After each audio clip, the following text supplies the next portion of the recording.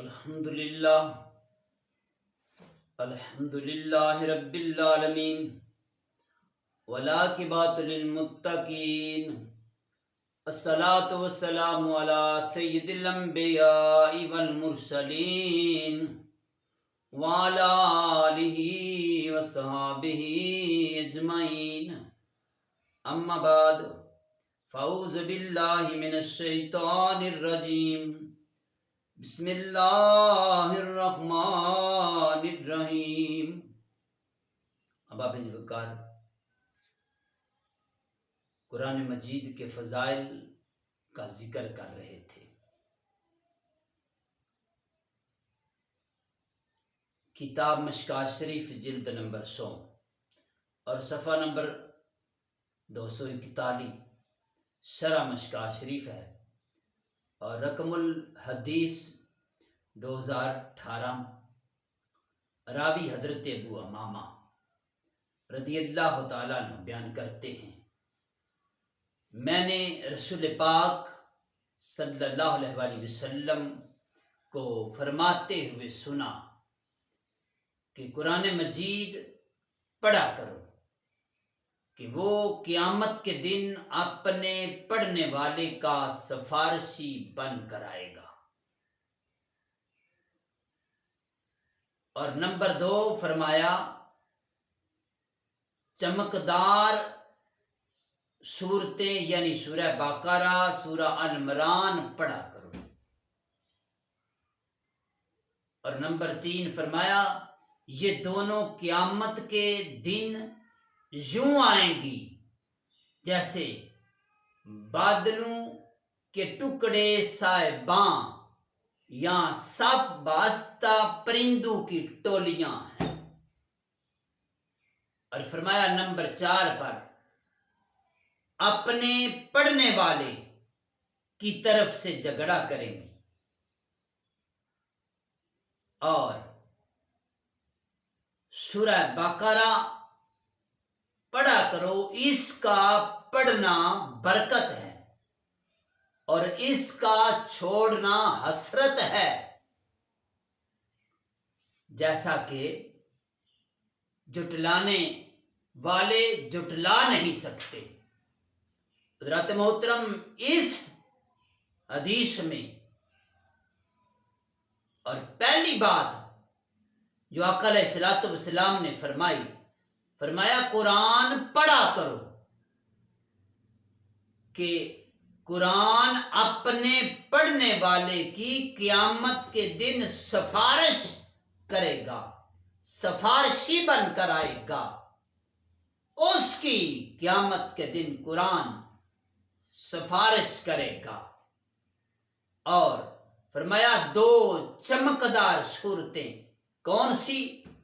ایک سورہ بقرہ اور سورہ آل عمران، ان کے بارے میں فرمایا یہ 2 چمکدار صورتیں، اور فرمایا قیامت کے دن یوں آئیں گی جیسے بادل سائباں بن کر آتے ہیں، اپنے انسان کے اوپر جس طرح سایہ بن جاتا ہے بادلوں کا، اور یا فرمایا سب بستہ پرندوں کی ٹولیاں آتی ہیں۔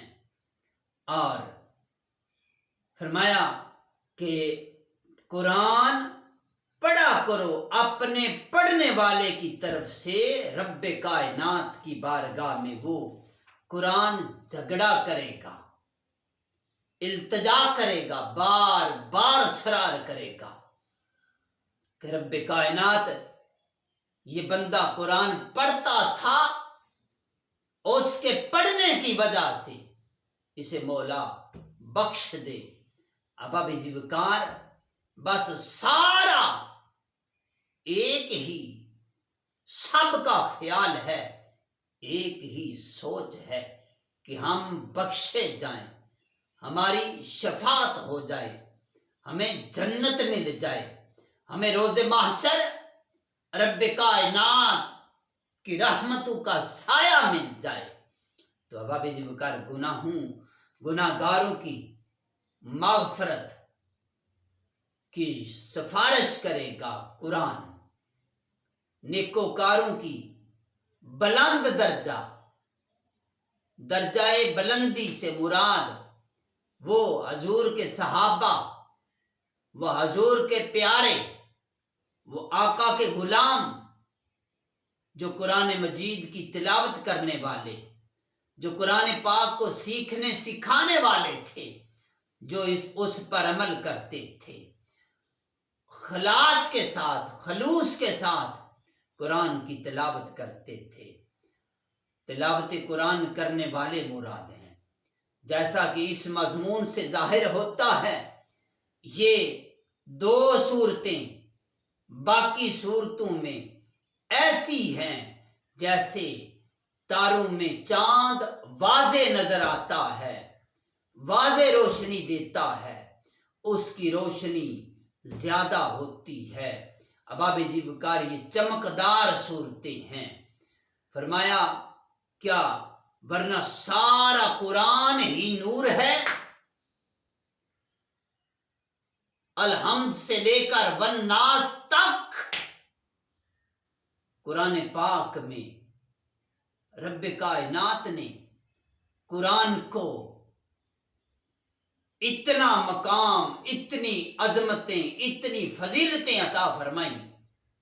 یہ قرآن فرمایا کہ اللہ کا نور ہے، اور اس میں 3 تشبیہیں عطا فرمائیں۔ فرمایا کہ 3 قسم کی لوگ تلاوت کرتے ہیں، لوگوں کے 3 قسم کے خیالات ہوتے ہیں، سوچیں ہوتی ہیں، اور فرمایا تلاوت کرنے والوں کے لحاظ سے ایسے قرآ، ایسے قاری کا اخلاص کل قیامت میں ایسے ہی ان کا سایہ بہت مخلص ہوگا، ان کے اوپر سایہ ہوگا۔ یہ صورتیں ابر رحمت بن کر سایہ کریں گی اور روشنی بھی دیں گی۔ درمیانی اخلاص والوں کے لیے شیمانو کی طرح وہ معمولی خلاص والے جو ہوں گے ان پر پرندوں کی جماعت کی طرح وہ سایہ ہوگا۔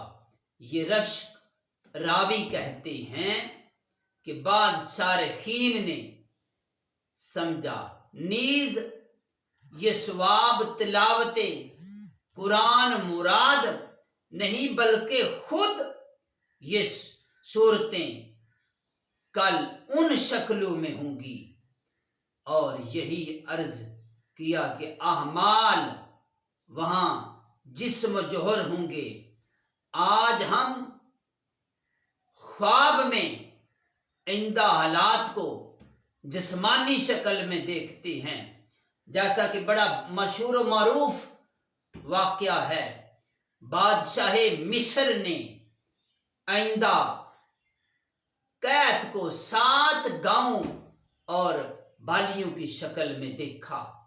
اباب ذوالفقار یہ چیزیں جو رب تعالی انسان کو دکھا دیتا ہے، بتا دیتا ہے، اور انسان کو ایک اشارہ دیا جاتا ہے، انسان سمجھ جاتا ہے، انسان پہچان جاتا ہے، تو اس کے دشمنوں سے جھگڑا کریں گی یا عذاب کے فرشتوں سے جھگڑا کریں گی، چھڑوائیں گی، اس سے نجات دلائیں گی۔ خود رب تعالیٰ سے بار بار عرض کریں گی، جھگڑا کریں گی، بخشوائیں گی۔ یہ جھگڑا ناز کا ہوگا، مقابلے کا نہیں ہوگا، کہ رب سے مقابلہ نہیں ہو سکتا، کیونکہ ناز سے، پیار سے بار بار جھگڑا کریں گی۔ جیسے بیٹا باپ سے جھگڑا کرتا ہے، ابا جان آپ یہ کام کر دیں، آپ یہ کام کر دیں، آپ نے یہ کام کرنا ہے۔ باپ اپنے بیٹے سے اتنی شفقت رکھتا ہے کہ اس کی بات کو تسلیم کر جاتا ہے۔